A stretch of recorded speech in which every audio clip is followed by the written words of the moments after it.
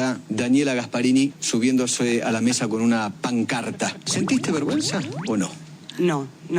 Me parece que vergüenza hay que tener de otras cosas. Estamos en defensa de la educación pública. ¿Vos te das cuenta, Dani, que esa es una falta de respeto? ¿Tus padres te enseñaron que esas cosas se hacen? No, en realidad eso es un criterio de cada uno en particular. O sea, hablo de educación básica. Sí, la educación básica yo la recibí perfectamente. ¿Tus padres te enseñaron a que en una jura vos te tenías que subir a una mesa? No. No, eso lo aprendí, digamos, de caminar un poco. Me parece que no es una falta de respeto a nadie. Lo único que hice fue expresar lo que el movimiento estudiantil quiere. La gente paga tu universidad. Sí, todos pagamos. Vos los impuestos. Obviamente, todos pagamos la universidad. Vos me invitás a este programa. ¿Por qué me invitás a este programa? Porque te subiste a la mesa. Exactamente, porque por ahí es una nota de color. Respeto. No, por ahí vos tengas una posición acerca de este conflicto. Nosotros la tenemos también. ¿Ustedes creen que la vida es así? Sí, yo creo que la vida es así como se ve. Nosotros lo que tenemos como objetivo es que la gente, toda esta gente, estén bien y tengan garantizados sus derechos. Y para eso hay que subirse a una mesa, hay que hacer cortar una calle, tomar el rectorado. Lo vamos a hacer. Muy bien. Sí. La vida no es así. Me imagino que usted debe estar perfectamente como es. Después en la vida laboral no es así. Está bien. Ustedes aprovechen ahora que están... Sí. Porque les permiten hacer de todo. Este es un proyecto de vida y lo elijo todos los días. Bueno, muchísimas gracias. Hasta luego. Che, ¿hace falta que te presente o así estamos bien? Creo que me presentaste con el video.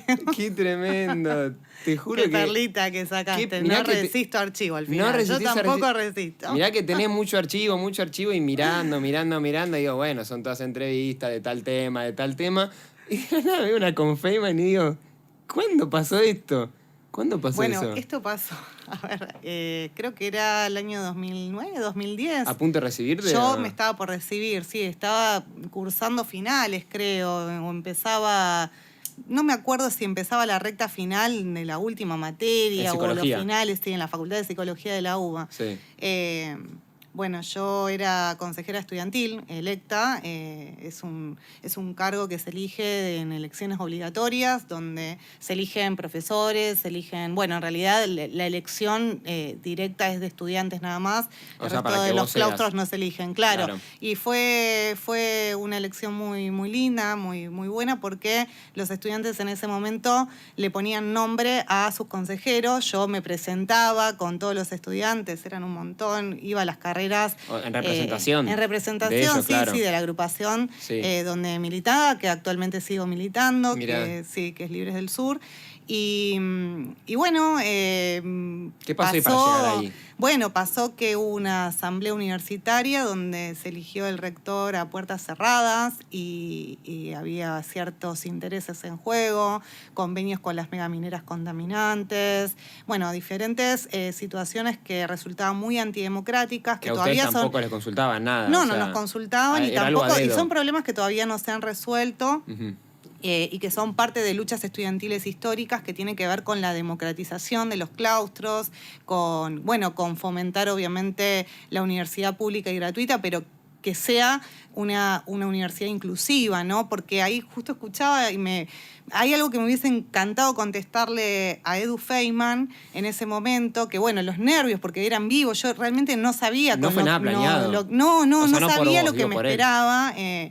Y bueno, me quedé con muchas ganas de decirle muchas cosas, ¿no? Por ejemplo, ¿Qué le hubiese dicho? No, que a la universidad pública no va todo el mundo, ¿no? Que la pagamos todos, incluso la gente que está bajo la línea de pobreza, que compra el pan, y que esa gente no puede acceder a la universidad pública y gratuita, aunque fuera pública y gratuita, uh-huh. porque no tenía la forma de acceder. Sí, las herramientas y los recursos. No, y los recursos, porque me acuerdo que eran pibes de mi edad, de 20 años, yo iba al barrio a ayudar a la gente a estudiar, a hacer apoyo escolar, a la gente adulta que no sabía leer y escribir, iba a ayudarla a aprender a leer y escribir.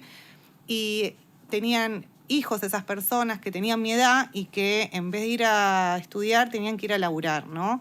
Y en ese momento, realidad de toda la historia argentina, y que un gran porcentaje que trabaja y no estudia. Exactamente, y que sigue sucediendo. Entonces, me da bronca porque esas personas que yo las ayudaba en su educación, era muy difícil que ingresen a la universidad, que para mí era un privilegio. yo Aún trabajaba. siendo pública, porque viste que dicen que no lo es. Exacto, aún siendo pública. Y yo trabajaba en ese momento. Trabajaba, estudiaba y militaba. Dormía muy poco, me acuerdo. Me acuerdo que dormía muy poco.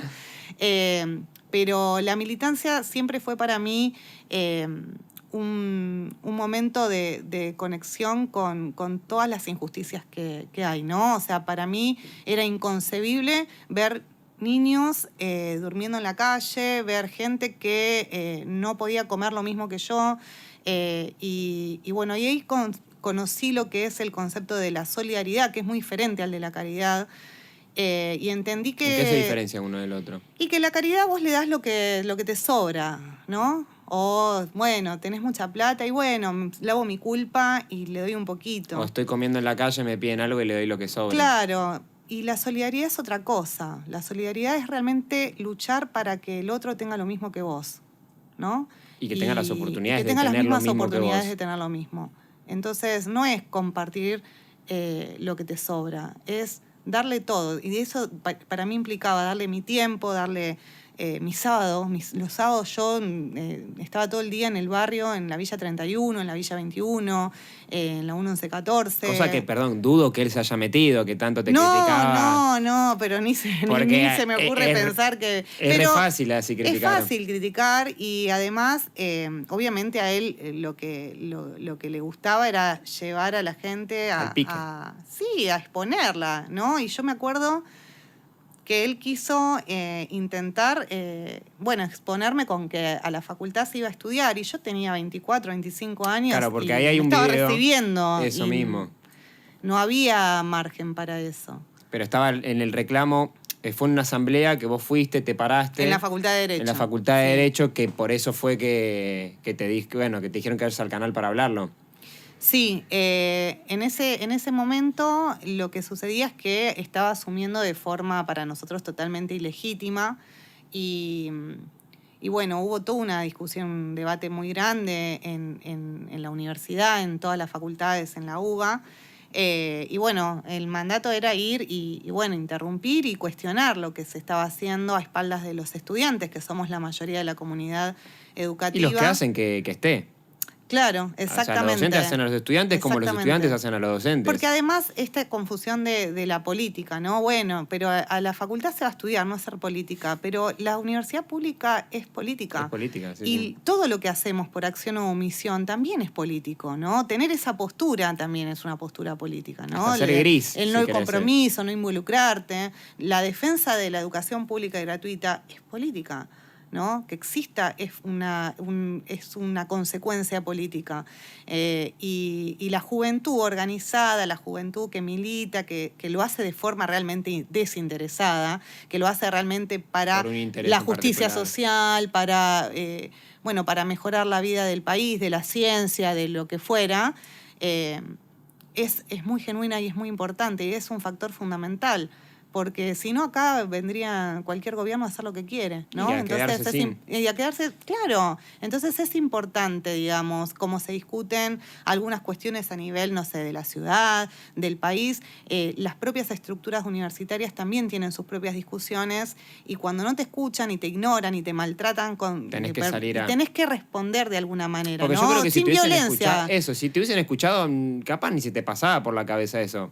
O sea, la militancia y el exponerse va de la mano con estas situaciones. Exacto. Pero si hubiese podido hablar, no hubiese llegado a ese punto. Y se llegó porque se tenía que llegar. Exacto. Porque después te tiro un ejemplo de si estás atendiendo a un paciente porque no le gusta, pero no tiene nada que ver ahí, maestro. Ahí es, no le gusta lo que hago, no voy a ponerme a saltar. Acá era porque era una injusticia demasiado grande que competaba a muchos.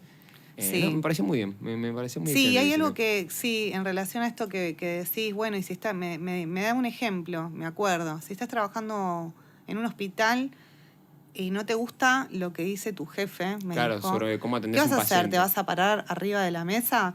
Y yo me acuerdo que me quedé pensando, porque yo me estaba por recibir y digo, esto podía pasar en lo inminente y... Que lo vean. Sí. También que te afecte en el claro. trabajo. Y le respondí que yo, esto es un proyecto de vida, ¿no? Sí.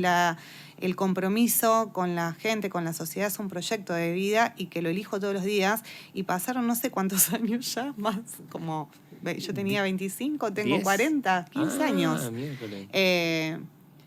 Y sigo eligiendo lo mismo. O sea, Eso como forma de vida. soy coherente. Y no me paré arriba de la mesa de ningún jefe. No tuve que hacerlo porque sí fui siempre responsable, coherente, ubicada, profesional.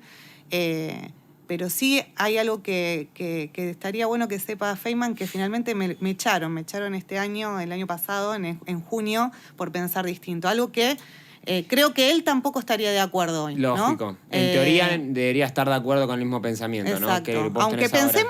pensemos, seamos antagónicos en política, en un montón de ideología Sí, y en demás. salud, educación, Creo que todo. que incluso hasta se retractó de un montón de cosas y puso algunos límites y reparos a el avance de este gobierno en relación a la educación pública y gratuita y la salud. Es tremendo eso. Es porque terrible. en Nunca pensé que iba a coincidir con Edu Feynman. O sea, sí, bueno, por algo será, porque aparte uno con palabras, a todos desde la palabra la injusticia nos choca. Después está el quien acompaña y el quien actúa para que no siga pasando. Ujú. Vos te recibiste de psicóloga. Me recibí de psicóloga. Bueno, te especializás en temas como trata de personas, en violencia de género, en salud mental. Un breve recorrido de cómo fue ese camino hasta llegar ahí. O sea, si primero fueron un determinado tipo de consultas y después te fuiste especializando. Bueno, a ver, el recorrido empezó antes de recibirme. Empezó con lo que te contaba, ¿no? En el territorio, en el barrio. Yo trabajaba en el sector privado, obviamente de manera informal, por 2 mangos con 50, pero lo que me Era lo que estaba. servía para poder estudiar. Soy la primera generación de profesionales de mi familia. Siempre fue con mucho esfuerzo. Mi hermana menor es docente. Bueno, la verdad que también hay algo que siempre tuve, es estas ganas de hacer cosas, ¿no? Y hacer cosas por las demás personas, que por eso también estudié psicología, ¿no? O sea, va todo más o menos de la mano, nada más que confundí un poco psicología con trabajo social en su momento. Pensé ¿sí? que era más social la psicología. ¿Cuál es la diferencia del trabajo Y social lo y que la pasa psicología? que la trabajadora social trabaja más en el territorio con una ayuda mucho más integral a las personas, que era por ahí lo que yo pensé que podía llegar a hacer, que lo terminé haciendo de alguna manera porque lo busqué. Claro, pero la pensabas que formación conectaba. de psicología, la carrera de psicología, más psicoanalítica en la UBA, es una formación más clínica y más enfocada en el sujeto, en la persona, como ser individual. No es que no contempla el ambiente, la sociedad, pero por supuesto te forman mayoritariamente para atender a las personas de forma individual en clínica, ¿no? Claro. En consultorio. Claro, en particular y todo. Exacto. Hoy va cambiando un poco eso también, ¿no? Pero en ese momento era más estricta, ¿no? En eso. O sea, estudiás y es así, así, asá. Sí, en realidad un poco después de le variante busqué la también. vuelta. Después me encontré con la cátedra de grupos de Ana María Fernández, de Stolkiner de Salud Pública, Salud Mental, de Táger de Género, de, Ana Ticera, de desmanicomialización, con psicología comunitaria. Yo lo las fui. variantes que tiene, sí. Sí, lo fui buscando. La mayoría son materias hasta hoy, al día de hoy, electivas, no son obligatorias troncales, pero bueno, Son yo las creo que te van ayornando, ¿no? Para crecer ahí. Y el psicoanálisis freudiano principalmente, pero también después Lacan se ve bastante. Es muy interesante el discurso, lo que se puede aprender ahí para poder ayudar a las personas también, ¿no? Que era tu principal objetivo, ¿no? El hecho de ayudar y ayudar y poder calmar el sufrimiento de la gente. Empiezo a ayudar en la villa y me encuentro con mi primera situación de violencia de género y fue muy fuerte. Y ahí es donde creo que fue muy fuerte porque yo además no sabía, no tenía los elementos Ni las necesarios ni suficientes, pero sabía que eso era algo malo que existía y que lamentablemente cuando iban a la comisaría les preguntaban qué hiciste vos para que te pegue, ¿no? Entonces, estábamos en esa todavía. Estábamos en esa, vos? creo que lamentablemente seguimos un poco en esa, nada más que hay más recursos y herramientas y formación, pero bueno, en ese momento la chica que yo le enseñaba a leer y escribir había empezado a faltar y bueno, ahí es donde Cabo, la fui a buscar. ¿Vos ibas en particular o estabas en un colegio? No, ¿Cómo estaba era en la un llegada? comedor. Estabas en un comedor. La función social de los comedores, de los espacios comunitarios de las organizaciones sociales son como una función salvadora de vidas. Para los niños, para las mujeres, para las personas, para los abuelos, las abuelas. De todas realmente las es edades, no tiene rango. No tiene rango de edad, no distingue de género. Realmente le salva la vida a mucha gente. La función social que tienen las organizaciones políticas y sociales en el territorio es fundamental. Que encima se complementa con tu militancia. Exacto, o sea, si tenés la militancia y tenés esta forma de contribuir, es lo mejor para unirlo. Exacto. Bueno, y yo en ese momento ya había estado 2 años en la Villa 31, en otro merendero, y ahora estaba en ese momento en la Villa 21-24 de Barracas, y bueno, en un lugar que se llama Las Lomitas, sí. y bueno, ahí recibieron un comedor chiquitito, pero bueno, la que estaba a cargo del comedor nos hacía la merienda, bueno, venían las personas y encima dábamos... te toca conocer un montón de realidades que ni están acotadas a vos. Exacto. Hay gente que también seguro te viene a hablar. Sí, totalmente. O sea, total. no te y lo cuando esperás. cuando se enteraban que estudiaba psicología, te contaban un montón de cosas y bueno. Eso también es... Era un lugar de mucha contención. Es que te das cuenta la contención que podés dar y además para quienes no tienen, porque vos podés tener gente en tu entorno que puede estar con vos o buscar a otra persona, pero ellos de verdad no tienen, o sea, tiene que ir alguien a buscar. Sí, ¿Me explico? y con lo que decís me hiciste acordar de algo, y ahora vuelvo al hecho de violencia de género. Sí. ¿Sabes cuándo me di cuenta qué era la solidaridad? ¿Cuándo? Cuando uno de los hombres que le estaba enseñando a leer y escribir vino un día y me dijo, Dani, ¿sabes lo que me pasó? Señor grande. Sí, un señor grande, tenía aproximadamente 65 años Claro, y recién ese año había aprendido a leer y escribir y era uno de los Un tipo que alfabetizandos. vivió laburando, pero... Toda la vida, un laburante, re buena persona, bueno, hizo su familia, pero bueno, siempre sumido en la pobreza y sin posibilidades de estudiar, ¿no? Desde chico trabajando y no pudo ir a la escuela o no la pudo terminar. ¿Qué pasó ahí? Y bueno, no sabía leer y escribir y logró aprender a leer y escribir. Y además de aprender a leer y escribir, aprendía cuentas matemáticas. Bueno, y me dijo, cuando terminó el curso de alfabetización, Nani, fui al supermercado y pude distinguir entre un precio y el otro y entre una marca y la otra. O sea, por primera vez compré a conciencia, ¿no? Mirá vos. ¿Y vos? Que para uno parece algo... Parece algo que es natural, ¿no? Nadie me lo va a decir, ni hasta el que no estudia pensás que te lo puede decir. Exacto. Y ahí, bueno, ahí me di cuenta que eso es ser una acción de solidaridad, porque además él tuvo la humildad de compartírmelo, ¿no? Eso es lo contento, que... ¿no? Sí, total.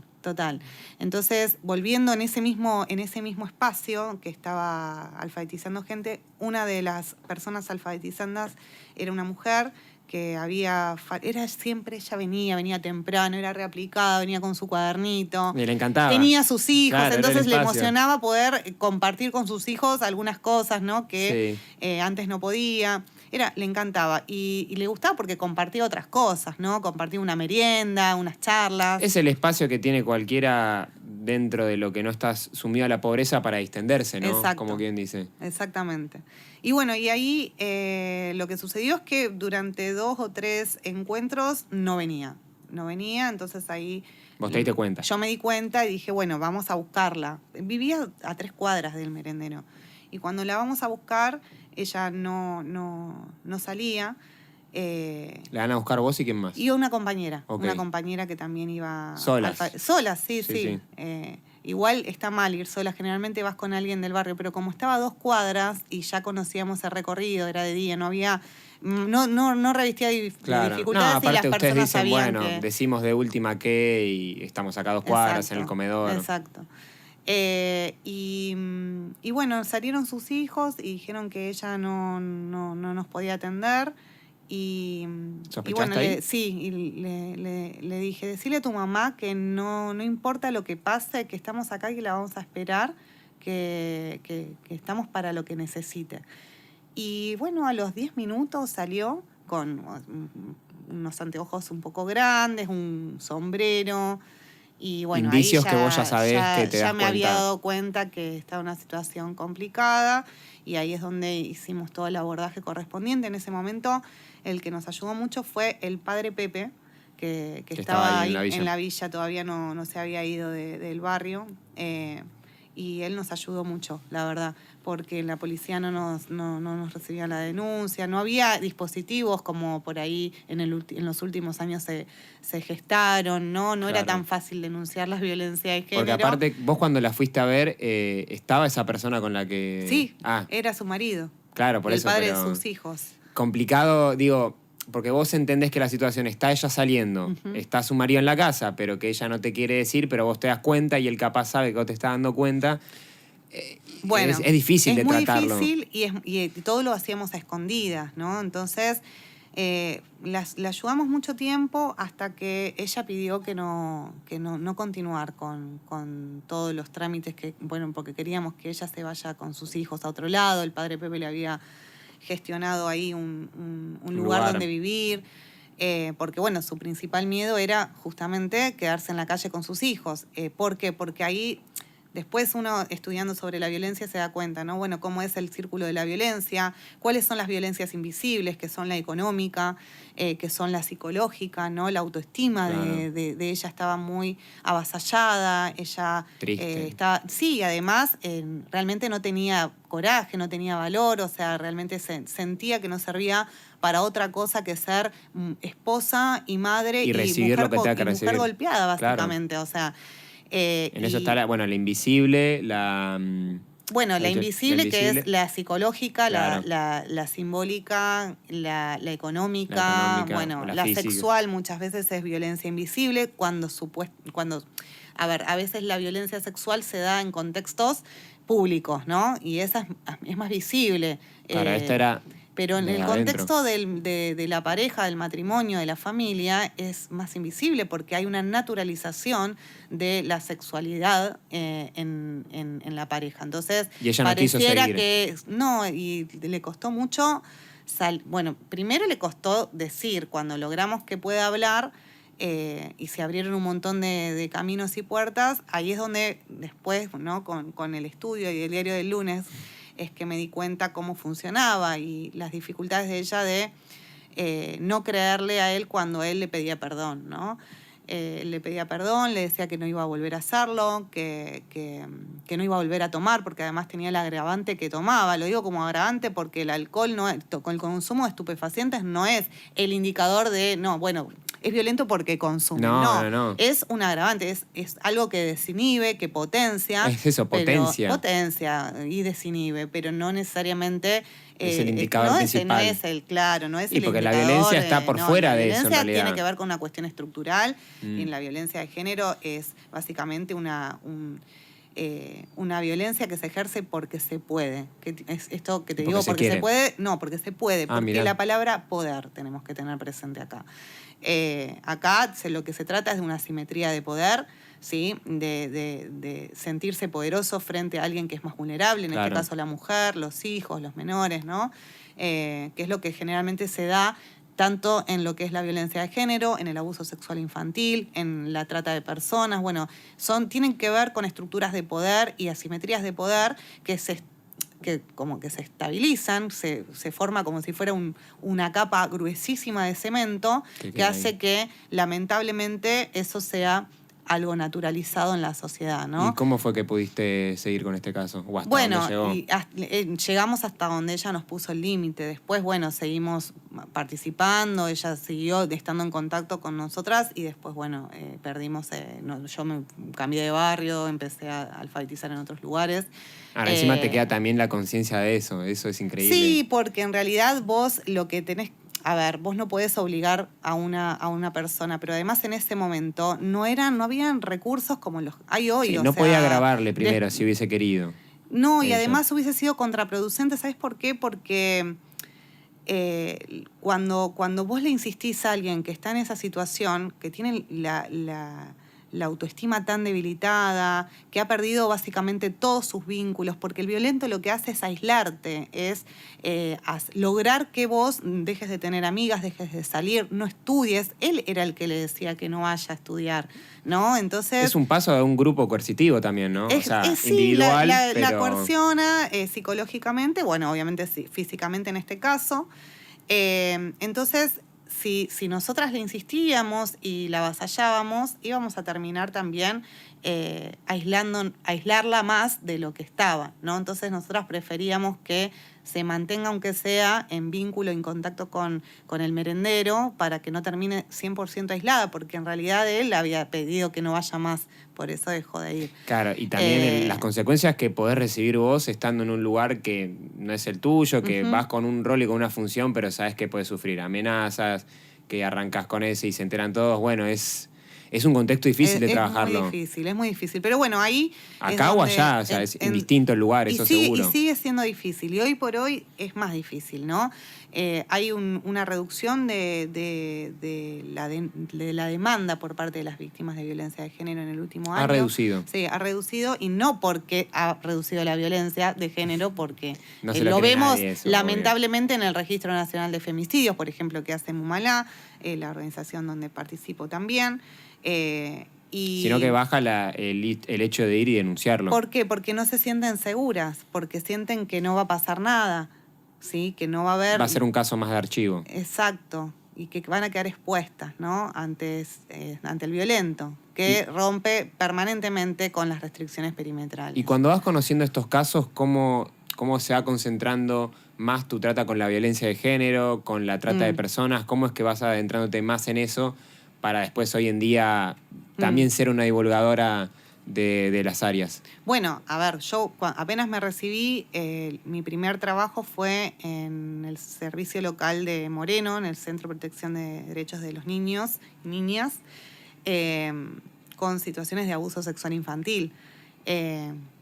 Bueno. O sea, pasaste de estar ahí a estar acá con otro tipo de calificación también. Sí, a ver, el abuso sexual infantil es algo de lo que hoy se habla, pero no se habló nunca, ¿no? Porque el abuso sexual infantil es principalmente intrafamiliar, ¿no? Y las posibilidades de denunciar eso y pedir ayuda son muy mínimas, ¿no? Pero es uno de los hechos más traumáticos y más avasalladores que tiene para un sujeto, una persona que vive eso dentro del seno familiar, de las personas que deberían protegerla, ¿no? A esa niña, ese niño. Es que es lo más impactante. Es lo más impactante. Entonces familia. El trauma es terrible, ¿no? Pero en el tiempo eso también se ha amplificado, lamentablemente. O sea, hoy se mantiene lamentablemente el abuso sexual intrafamiliar, pero también existe el abuso sexual infantil, por ejemplo, en las redes sociales, a través de las redes sociales, a través de plataformas virtuales. Y es lo que se conoce como el grooming. Eso? El grooming. El grooming es básicamente, yo trato de explicarlo fácil, ¿no? Para que la gente lo entienda, es básicamente una persona adulta desconocida, ¿sí? A diferencia del abuso sexual infantil intrafamiliar, que es un conocido, en este caso es una persona desconocida, que lo que hace es conectarse con los niños y niñas y adolescentes a través... Con un perfil falso. Con un perfil...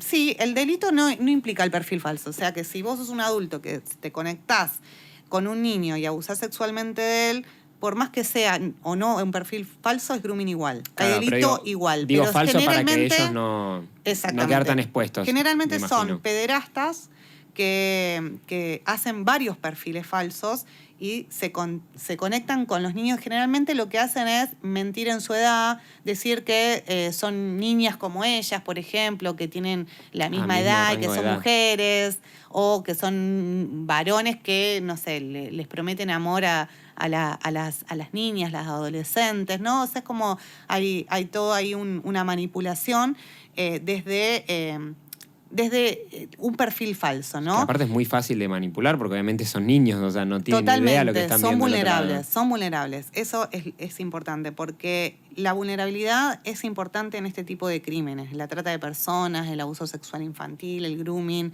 es el aprovechamiento de la vulnerabilidad. En este caso, que sean menores de edad, ¿no? O sea, los niños están en una etapa psicoevolutiva especial, donde todavía no se han desarrollado, donde todavía hay un montón de cosas que tienen que descubrir, que tienen que aprender. Bueno, están en proceso de desarrollo, entonces... Y ni hablar que en realidad también hay gente grande que te puede pasar lo mismo, pero de otra manera, ¿no? Que conectás con alguien por una aplicación, ya sea, por ejemplo, Tinder, para decir un nombre, y crees que es así, así, así, y después te puede terminar pasando lo mismo. No con la carátula de abuso infantil, pero digo, la distancia de la edad está y no está, pero te puede pasar con ese sentido y con el otro. Pasa que uno es más grave, lógico. Exacto. Bueno, y ahora vamos a ver la diferencia, ¿no? Entre, por ejemplo, un caso como el que vos contás y un caso de abuso sexual infantil o grooming. Pero a lo que iba con esto es cómo se acomodan, ¿no? Los criminales, estos perfiles perversos, ¿no? Que van buscando acomodarse a la época. Claro, porque son herramientas que usan para... ahora es así, antes era así. Antes era así y ahora puede ser todas estas variables, ¿no? Entonces, la era digital en la que estamos, que transitamos, que para nosotros es una incorporación de cosa tras cosa, para los chicos, los más chiquitos, es pura absorción. Absorben. O sea, vos ves un bebé de 2 años y te sabe desbloquear una pantalla de celular. Sí.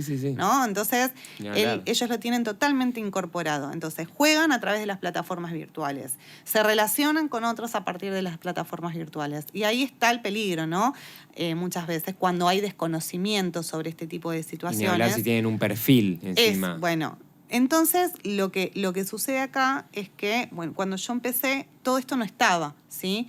¿Qué año estamos hablando? Y yo, cuando trabajaba con abuso sexual infantil, en año 2011, por ejemplo. 2010-2011, apenas me recibí. Facebook, viste, plataformas muy puntuales, pero no era tanto el celular tampoco. Era más el abuso sexual infantil intrafamiliar o de un vecino. Bueno, esos eran los casos que nos llegaban y eran todos los días recibir casos de esas características. ¿Y cómo se trabajan Imagínate esos los que casos? no se denunciaban, ¿no? Por eso. Pero ¿cómo se trabajan esos casos sabiendo que son en cantidad? ¿Y cómo es el orden crítico para llegar a eso? Porque me imagino que tenés que saber de derecho vos también, aunque sea una base. Sí, O por supuesto. más, Y además obvio. tenés que saber cuáles son las posibilidades para esos niños o niñas que les ofreces, ¿no? Como Estado, ¿no? Pero bueno, son temas muy relegados también por el Estado. Género, violencia, abuso sexual infantil, niñez. Son... lamentablemente hubo momentos donde eso cobró más forma, hubo más presupuesto destinado, hubo más voluntad política, pero igual, o sea, siempre un poco 20 pasos ahí. atrás. Sí. Y vos para salvarle la vida a una persona que está siendo víctima de abuso sexual infantil dentro de su familia, ¿no? Tenés que poner dinero como Estado, o sea, porque tenés que buscar la forma de... Sí, tenés que poner el presupuesto que corresponde, además, ¿no? No, bueno, vemos si se puede ir con una tía y si no, que vaya a este hogar que se caiga a pedazos y donde además la falta de control, de seguridad, de profesionales, hace que se generen también situaciones de violencia ahí, ¿no? Entonces lo sacás de un lugar que le hace daño para ponerlo en un lugar que no le hace menos daño, ¿no? Que no está en su lugar donde hacía más daño, pero no le cambia sustancialmente la vida, ¿no? Pero, bueno, nada, es también siempre manejándonos con los recursos que hay y no con los que debería, ¿no? Eso es un reclamo que tengo desde que creo que era estudiante, ¿no? Porque sí, ¿no? es muy duro ver cómo a veces también, ¿no? Las profesionales, los trabajadores recontra poco cuidados, ¿no? Es situaciones como bastante complicadas. Y de ahí, como a mí siempre me gustan las cosas fáciles, me meto a trabajar con víctimas de trata. Pues aparte, tranquilo el límite, todo ¿no? tranqui siempre. De ahí yo ya había presentado mi currículum en el Ministerio de Justicia y Derechos Humanos en ese momento, ya no lo es, desde la era de Milei. Que supone que es solo de justicia. Solamente de justicia. Y bueno, yo había mandado un currículum al programa que en ese momento era una oficina que recién se creaba, producto de la ley, porque la ley para prevenir y sancionar el delito de trata es bastante nueva, ¿sí? ¿Por qué sale se esa ley? sancionó en el año 2008. Uh-huh. ¿Por qué sale esa ley? Bueno, es largo para contar, pero voy a tratar de resumirlo. Sí, volvemos al otro, sí.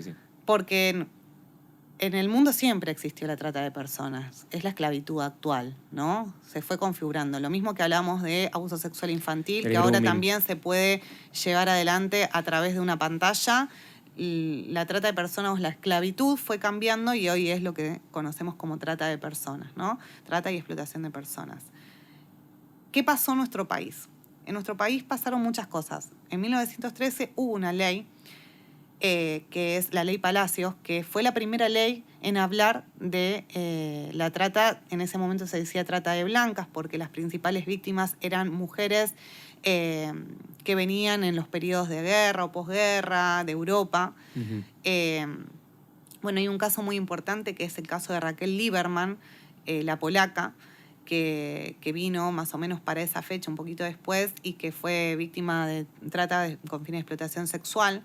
Y en ese caso lo podés ver bueno, hay un libro que se llama La Polaca, que es muy bueno, que habla de la vida de ella. Y se puede ver, mirá lo que te voy a tirar, en Argentina, Tiempo de Amor y Venganza, que es la novela de la China Suárez de hace un montón.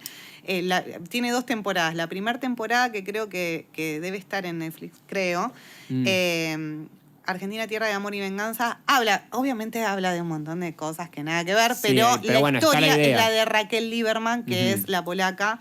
Ella hace de la polaca y, bueno, es la historia de ella en situación de prostitución. Ahí es como el arranque, en 1913, con esa sanción. Ese es el arranque mundial, porque fue de vanguardia internacional esa ley. Nosotros como país en ese momento logramos ser vanguardia internacional en algo bueno.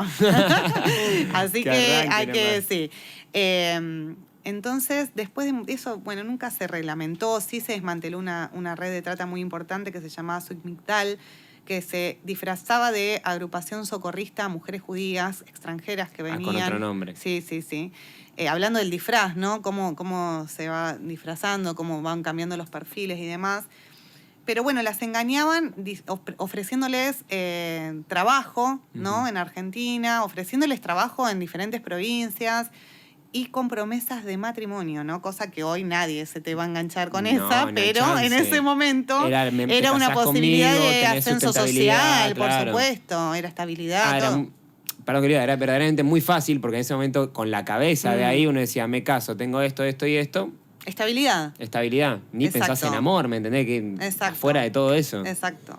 Bueno, pero retén esto porque estas van a ser también las cuestiones que hoy se siguen usando como estrategias para la captación de víctimas de trata con fines de explotación sexual. Muchos años después, en el año 2008, se sancionó por primera vez en nuestro país la primera ley que va a perseguir la trata de personas y va a sancionar a través del Código Penal, porque ahí es donde, a partir de diferentes artículos, se instala el delito de trata de personas.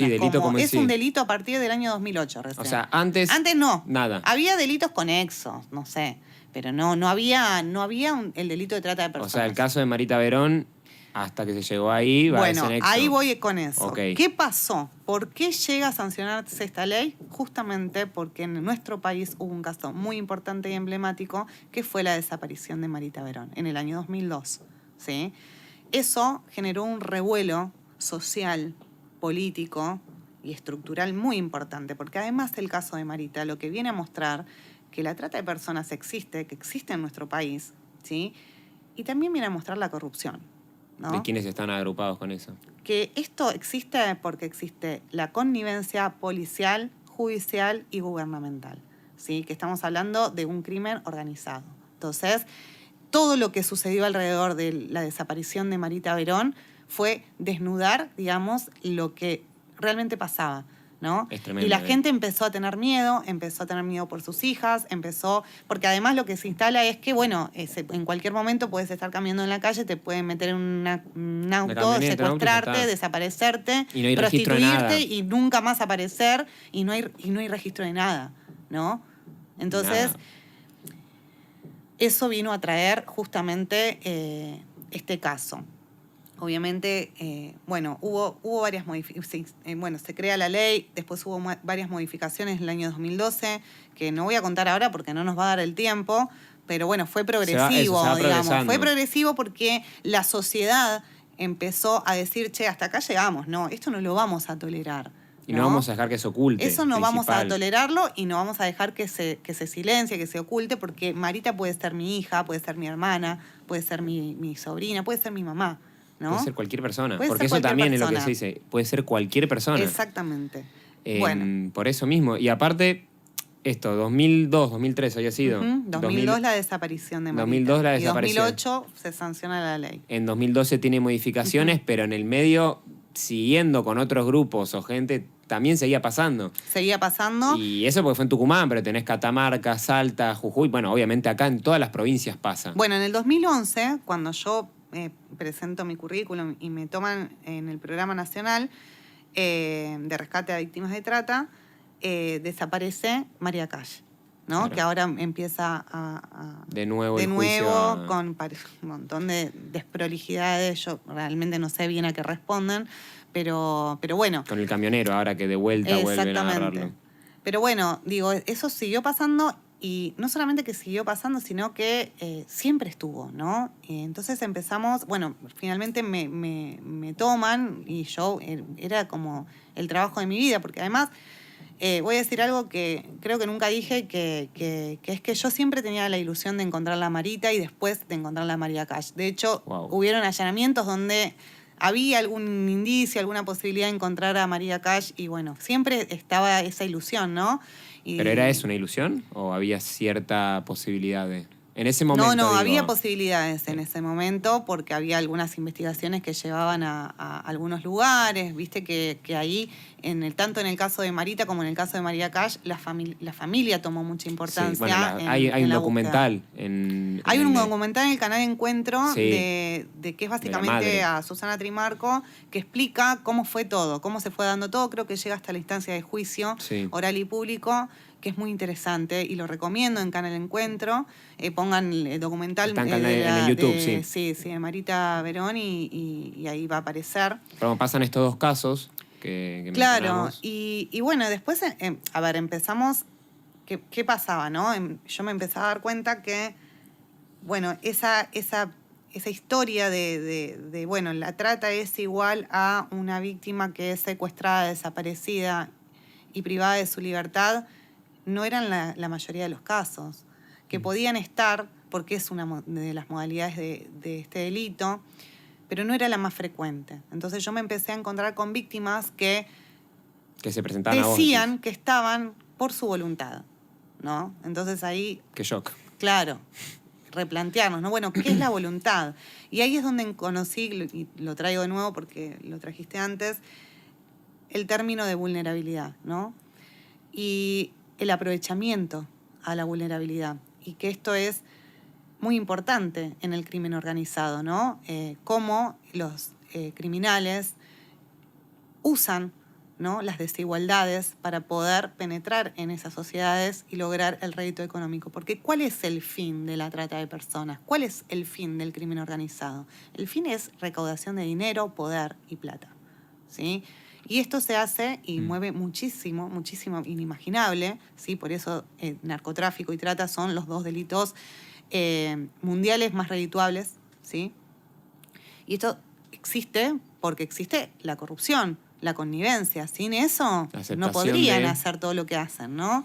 Y porque existen las desigualdades estructurales. Por ejemplo, las desigualdades estructurales de género, de pobreza versus riqueza, las desigualdades estructurales en términos de pensar, en términos de discriminación, ¿no? Bueno, saber leer y escribir, como agarramos exactamente. antes, si no sabes leer y escribir, ¿qué vas a entender de si te ofrecen un matrimonio o te ofrecen una casa? Totalmente.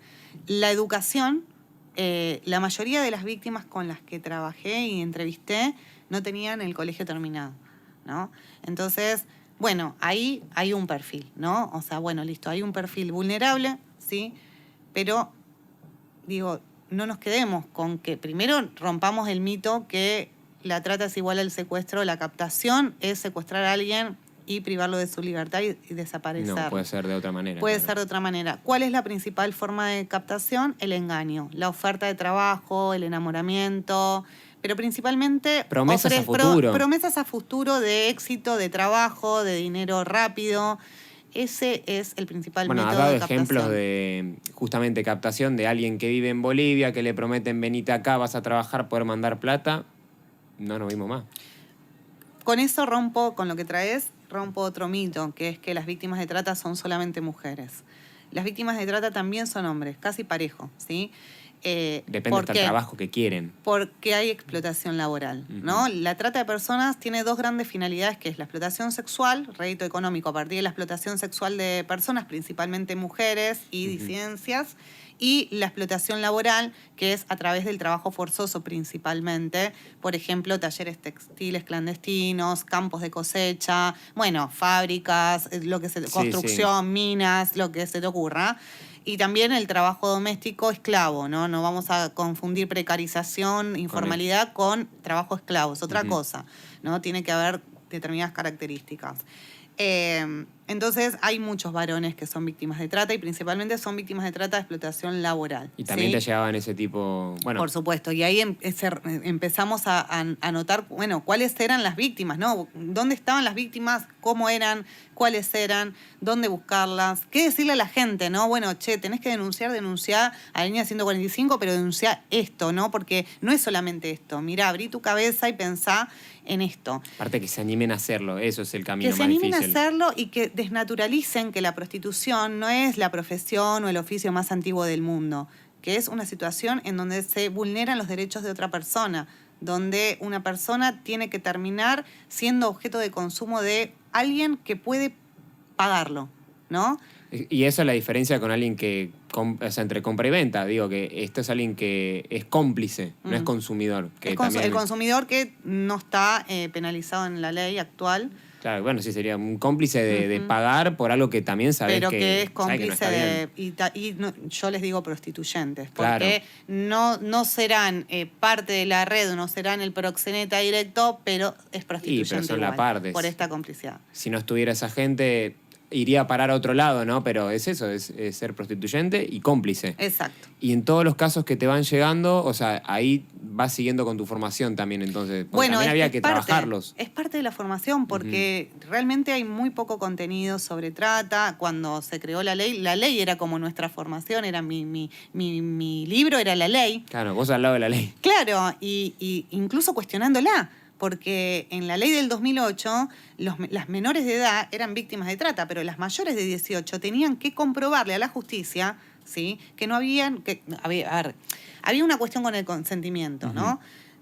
Cuando se hablaba de víctimas menores de edad, se daba por sentado que el consentimiento no estaba. ¿Cómo una Claro. nena va a consentir su explotación sexual? Pero se ponía en discusión en las mayores de edad.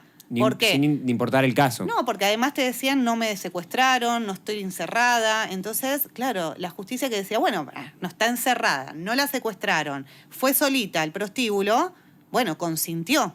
Dijo, sí, voy. Con ese relato ¿No? siempre, ¿no? Claro, no estaban evaluando la situación de vulnerabilidad, que eran único sostén de sus hijos a cargo, que eran pobres, que no habían terminado el colegio, que no tenían ni para comer y que habían sido justamente captadas, engañadas con promesas de mucho dinero, ¿sí? Y Pues ya está. básicamente las llevaban y las manipulaban y después una vez en el prostíbulo eran víctimas de un montón de situaciones de violencia y demás, pero se quedaban con eso, ¿no? Entonces, Y ahí había que trabajar con la ley para que vaya cambiando, había que claro. trabajar con la ley porque vos no podías salirte de la ley, pero le tenías que explicar, pero pará, ¿por qué no va a ser víctima? ¿Cómo te va a comprobar ella que no fue explotada? El consentimiento está viciado, ¿no? Ujú. O sea, no Sí, hay sí, sí. voluntad acá. ¿De qué voluntad hablas? ¿De qué consentimiento hablas cuando hay una persona que es altamente vulnerable? Está viciado el consentimiento. Que no Por tiene más que decisión diga propia. que sí, no tiene la justicia, tiene que ser favorable para ella, es una víctima igual. ¿Y cómo se trabaja eso? Sabiendo que también es difícil teniendo la contra de que entre comillas la contra, porque no es contra, pero que supuestamente fue sola, que supuestamente quiso, que es grande y en teoría es consciente. ¿Cómo se trabaja eso acorde a la ley para que se pueda hacer igual, ya sea para menor o para alguien grande? Bueno, en ese momento le explicábamos a través de nuestros informes y nuestras declaraciones a la justicia la situación de vulnerabilidad en la que estaban y que habían sido básicamente engañadas. y que habían sufrido explotación, lo mismo. Y que eso estaba comprobado porque no les daban el dinero que correspondía o que les habían prometido, ¿no? Les decían que se los iban a guardar o les iban descontando porque, no sé, porque llegaban tarde, porque estaban menstruando y no podían, porque lo que sea. Se te cae un la vaso, te lo comida, descuento. se le cae un vaso, todo se lo descontaban. Les hacían libretas sanitarias, obviamente, para cuidar al cliente prostituyente y no a ellas, ¿no? Todo les descontaban, ¿no? Si se alojaban en el mismo prostíbulo, se lo descontaban. Entonces, llegaban a fin de mes, no tenían plata. Bueno, claro. Y además les descontaban otra cosa, que es el pasaje. Cuando las víctimas viajaban de un lugar a otro, les decían, no te preocupes, si no tenés plata, nosotros te pagamos el pasaje. Llegaban y ya empezaban con una deuda. Entonces, tenían que estar en situación de prostitución casi obligadas, porque tenían una deuda inicial. Entonces... Y sin poder escapar, o sea, la fuerza de escape es... Lo que pasa es que ¿a dónde iban a ir? Porque... Ellas te decían, no estoy encerrada, pero ¿a dónde me voy a ir si yo no tengo plata? Si yo le prometí a mis hijos que iba a volver con plata para comprarles una bicicleta. Y ya está, tiene la cabeza si en yo eso. no, O sea, no me dan no termino el mes, no me van a dar la plata que me prometieron y yo, ¿cómo le doy de comer a mis hijos? ¿No? O sea, entonces está consumida la cabeza, o sea, no tiene poder de básicamente decisión. Realmente hay un cambio ahí comportamental y obviamente psicológico que tiene que ver con la posibilidad de ser libre para decidir. Porque la libertad no es solamente ambulatoria, la libertad también es psicológica. Si vos no tenés los recursos para poder comer, para poder elegir, no tenés libertad. Entonces, yo empecé a trabajar esto, ¿no? En las capacitaciones que empecé a dar y en la sensibilización para poder empezar a pensar la libertad en otros términos, ¿no? Sí. Y más en estas épocas donde está tan banalizada la libertad. Entonces, es importante tener estas cuestiones en cuenta. En el 2012 se modifica la ley, pero antes del 2012 había que explicarle que las mayores de edad también eran víctimas de trata a la justicia, que logramos, por supuesto, que en el 2012 se pueda modificar. ¿Y de ahí en adelante? Y de ahí en adelante, trabajar por más derechos para las víctimas, y eso siempre fue también un tema, ¿no? Porque las víctimas, para seguir en la línea, las víctimas generalmente no se consideran víctimas de trata. No es que vos vas y hablas con una víctima en un campo de cosecha, no más, sobre todo cuando hablamos de explotación laboral, que claro. Hay una naturalización de la explotación tremenda. ¿Por qué está esa naturalización? Por esto que hablamos del hecho es cultural. de... Es cultural. Mirá, la gente que siempre trabajó en el campo solamente trata de sobrevivir en el campo donde mejor la tratan o donde mejor le pagan, pero generalmente la explotación está, ¿no? Son personas que les prometen incluso que en algún momento van a tener su parcela de tierra y nunca llega ese momento, ¿no? Y termina trabajando todo el grupo familiar ahí. Mi viejo chaqueño trabajaba en el campo con su papá, con mi abuelo, Mirá. Y estaba naturalizado. O sea, no, ellos tenían su pequeña parcela, pero había una naturalización, digamos, del trabajo infantil, del trabajo familiar en la tierra, bueno, el trabajo en las minas, el trabajo, depende de la cultura, ¿no? Pero... claro, la zona también geográfica donde lo van a explotar. Exacto. Y hay una naturalización muy grande porque hay una pobreza muy grande. Latinoamérica, nuestro país, es una región... Y acá encima, por ejemplo, si hablas de niños, tenés un porcentaje muy grande. O sea, no estamos hablando a nivel general, solo de niños. Estamos hablando pasa acá... el 65%. Pasa que por ahí uno se mueve por acá, en Capital Federal, y ve situaciones de pobreza, pero te vas al interior del país y ahí está el grado más fuerte. Y acá en Capital Federal lo que se ve mucho son los talleres de costura, ¿no? Donde hay 100 personas en un departamento, no sé, de 5 ambientes. Claro, que lo ves después cuando hacen allanamientos o algo así. ¿Cómo? Y bueno, hay mucha exposición a situaciones terribles, ¿no? Insalubres. Y bueno, esto, ¿no? Rompiendo otro de los grandes mitos, que la explotación o la trata es solamente sexual, también es laboral, hay nuevas modalidades. O sea, se va, lamentablemente la organización criminal, como lo que persigue es el dinero, va buscando las formas en seguir obteniendo ese dinero. Entonces se adapta. Entonces, lo que antes era una captación, por ejemplo, a través del diario, papel, ¿no? Ofreciéndote un trabajo, hoy es mucho más fácil, Claro, más te iba a preguntar, expansivo y más potente a través ¿cuáles de son las ahora redes las sociales. herramientas, las redes sociales? Exacto, las redes sociales. Las redes sociales son la forma en que los tratantes llegan rápidamente a las víctimas y de manera gratuita llegan. O sea, ni siquiera tienen que poner mucha No, plata. cero, o sea... ¿no? O sea, un secuestro, vos te imaginas un secuestro, todo lo que implica, imagínate, bueno, en un secuestro secuestraron no sé cuántas víctimas a través de las redes sociales. Las captaron, ¿no? Hay que salir de la visión de la captación del secuestro físico y demás. No. Claro, eso te Hay iba a una decir. como... O es otra logística también.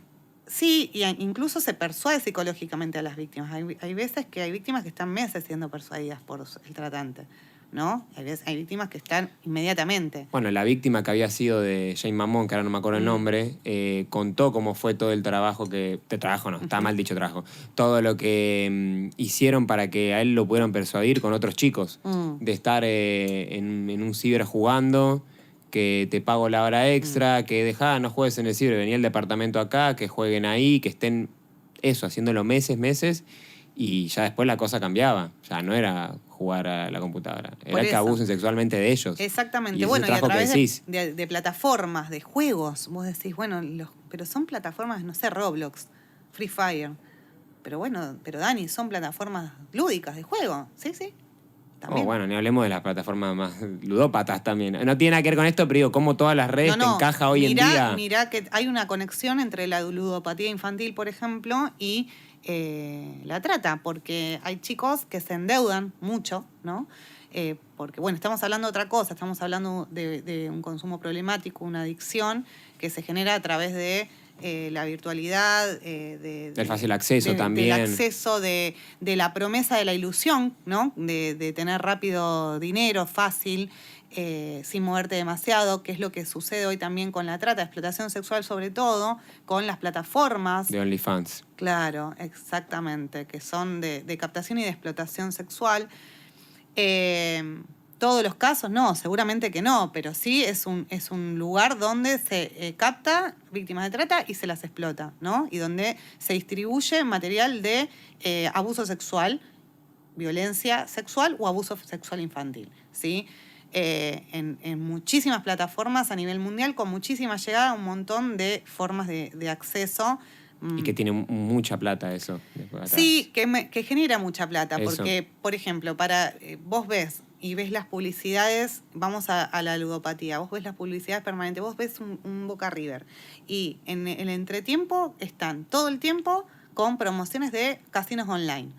¿no? Apostar, todo el tiempo, apostar, tus ídolos, tu equipo favorito, tus ídolos de la selección nacional, todo, ¿entendés? Aparte, te están con diciendo, la forma chicos, apuesten, ¿no? Entonces, si lo hacen ellos, está bien. Entonces, así funciona, ¿no? Entonces, empiezan a apostar. Es muy fácil entrar. Por eso hay un proyecto de ley que está bueno que se apruebe, que justamente restringe con datos biométricos el acceso de los menores de edad a este tipo de plataformas.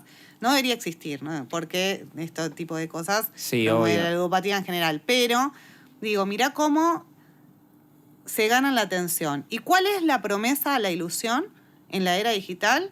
Es el éxito y el dinero rápido y fácil. Trabajar menos posible y ganar más. Y eso se traslada a los tipos de explotación sexual, laboral, trata de personas, grooming, abuso sexual infantil. Ahí conviven con estas cuestiones, como me decís, Dani, ¿qué tiene que ver la ludopatía infantil? Bueno, los chicos se endeudan, los chicos empiezan a estar desesperados, angustiados, y por ahí, en el afán de resolver la situación, hay otras personas que se los pueden llamar como falsos prestamistas, sí, o falsos prestamistas, que en realidad se hacen los prestamistas, pero lo que están haciendo es generar material de abuso sexual infantil para difundirlo y comercializarlo en las redes internacionales. Ahora, virtuales, como una cosa lleva a la otra. ¿no? Y entonces le dicen, bueno, vení, mándame esta imagen, este videíto, haz esto, lo otro, y yo te mando plata o lo que necesites para saldar.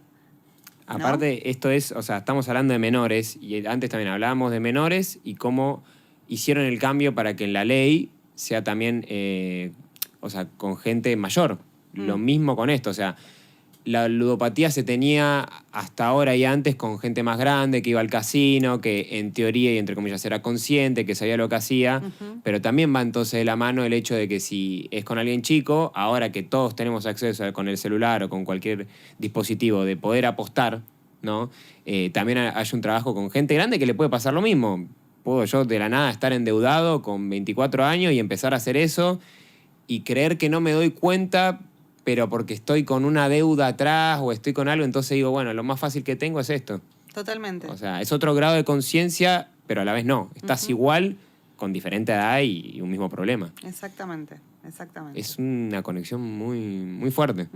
Y también es poco lo que se habla, porque se habla más de las apuestas, de la ludopatía que genera, pero no el cómo capaz algún chico intentó resolverla. Cómo una persona que se gastó la tarjeta de crédito del padre, nada, lo resolvió. Bueno, sí.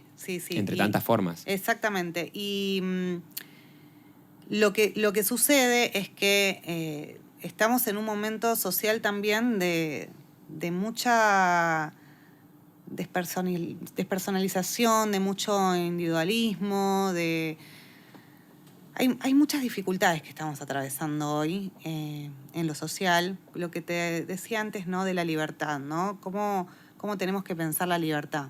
¿Es libre una persona que no tiene trabajo?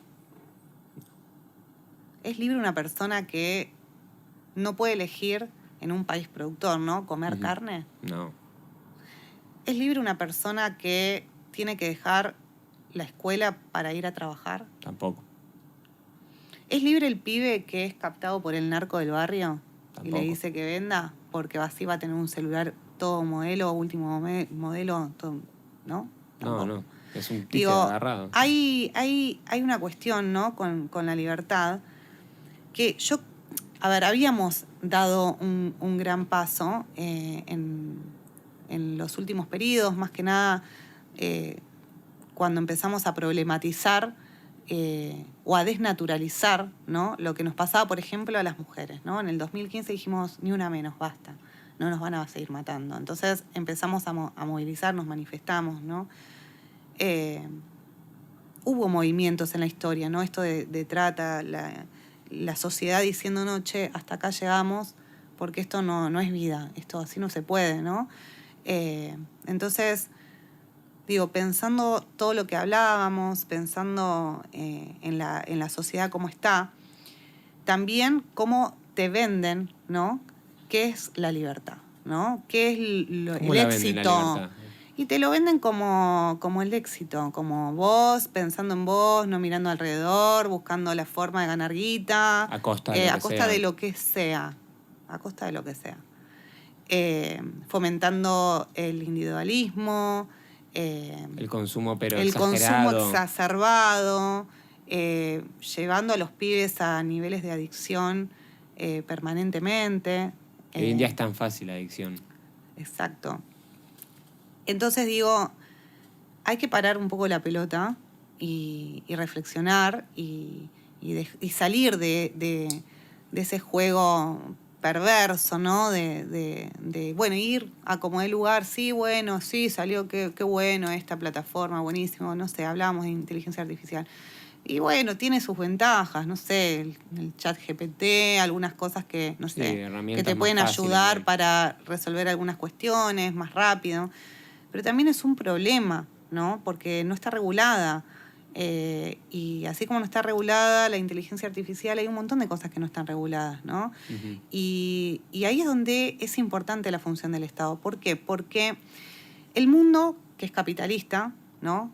Y hay un libro que es de Rosa Cobo, que es La prostitución en el centro del capitalismo, ¿no? Wow. Algo así se llama.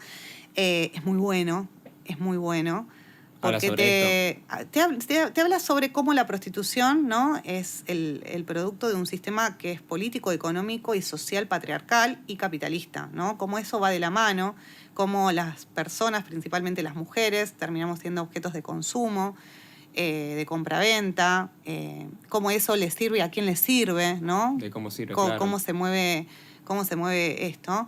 Pero bueno, en un mundo que es cada vez más capitalista, más consumista, individualista, y que además está totalmente globalizado y que ha avanzado a pasos agigantados después de la pandemia en relación al consumo de la virtualidad, y la era digital ya está, se instaló, se venía desarrollando y de repente, listo.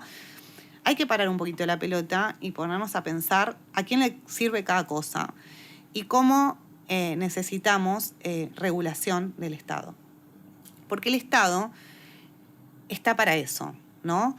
Para regular al mercado, por ejemplo. El mercado no se regula con mercado. Eso es una falacia, eso es un invento, eso es para justamente generar más mercado, más competencia, ¿no? Más irregularidad también. Sí, más evasión, claro. más para pocos y menos para muchos, sí. ¿no? Eso es el mercado, ¿no? Y ¿qué pasa con el Estado? El Estado tiene la función social de regular eso también, ¿no? Y el Estado sí ha sido muy debilitado. Yo creo que lamentablemente, y ahora él es para el presidente y todo el gobierno de Javier Milei, el Estado tiene que desaparecer, básicamente. Entonces, hablar de lo que regularizar ni hablemos, no va a estar en ningún libro. Exactamente. Te decía, sacó el título de Derechos Humanos del Ministerio, pero no solamente el título, en lo que están haciendo ahora con Derechos Humanos, el CONTI y la memoria, ahora con la educación sexual integral, sacando material y contenido importantísimo para prevenir el abuso sexual infantil. Digo, que primordial aparte. Esto me lleva a pensar que es una perversión total. O sea, que son cómplices de los futuros violadores. O sea, es terrible. Sí, te lleva a pensar eso. Te lleva a pensar, pero ¿cómo? ¿Cómo puede ser que saques lo básico si es necesario? ¿Por qué? Porque este odio, ¿no? Tanto odio. Y yo entiendo igual cuando la gente dice, sí, bueno, pero ¿qué querés? Estaba lleno de ñoquis el Estado, esto, lo otro. Yo la entiendo. Porque es verdad que el Estado funcionó mal mucho tiempo, ¿no? Es verdad que no nos olvidemos que también ha sido debilitado el Estado en muchas oportunidades, en el menemismo. Bueno, pasaron cosas en nuestra historia reciente y es una tabla que hay que recordar, de años. Pero también hay que pensar que sin Estado tampoco se pueden regular todas estas cuestiones, ¿no? No se puede combatir el narcotráfico. Al crimen organizado lo tenés que combatir con más Estado. El narcotráfico, la trata de personas. ¿Cómo lo combatís con el mercado? A la trata de personas que te está diciendo que está bueno que se cosifiquen los cuerpos y se mercantilice hasta el cuerpo de las mujeres, los órganos y demás, ¿no? O sea, ¿cómo lo combatís con el mercado? No, lo tenés que combatir con el Estado. Con gente, ¿no? Y sobre todo cuando vos decís hay tanta cantidad de pibes por debajo de la línea de pobreza. Entonces, potenciales víctimas, ¿no? Sí. Potenciales víctimas de todos estos crímenes tremendos. Entonces, es importante parar la pelota y pensar, listo, está bien, acepto que el Estado como estaba mal, no estaba en sus mejores condiciones, sí. Realmente tampoco le ponía el presupuesto a los programas y las políticas públicas que deberían ponerle el presupuesto, y tampoco había presupuesto para combatir este tipo de cosas, realmente, ¿sí? Y lo digo porque lo vi. Ahí, sí. Obvio, yo puse plata. Ahí ya cuando te das cuenta que no hay. Es que sí, y claro. No sí, y terminabas usando tu sueldo para, no sé, hacer tu trabajo. ¿Por qué? Porque uno tiene un compromiso, ¿no? Y sí, no es solo no trabajás rescatando víctimas de trata o previniendo sobre el delito porque te vas a hacer millonaria. Al contrario, ya sabes que vas a estar medio condenado a no ganar mucha plata, pero bueno. Y a poner esa plata. Y a ponerla. Bueno, pero eso digo, ¿no? Entonces, el Estado tiene una función social importante y eso también te da libertad, ¿no? Saber que si te pasa algo, si te capta una red de trata, si te explotan, si te violan, si te violentan, va a haber un Estado que va a responder por vos. Está presente. ¿No? Eso es importante. Y ahora, como también para ir cerrando, ¿qué mensaje le dejarías a todas las personas que quieren conocer más de este tema, que se quieren involucrar más, ya sea desde conocer los números, conocer organizaciones, conocer gente que, además de vos, puede estar presente, ya sea porque lo necesitan o porque saben que pueden difundirlo? Y mirando a la cámara. Bueno, en principio, síganme en Instagram, soy Dani, @Dani_Gasparini. Ahí cualquier cosa me mandan un mensaje privado.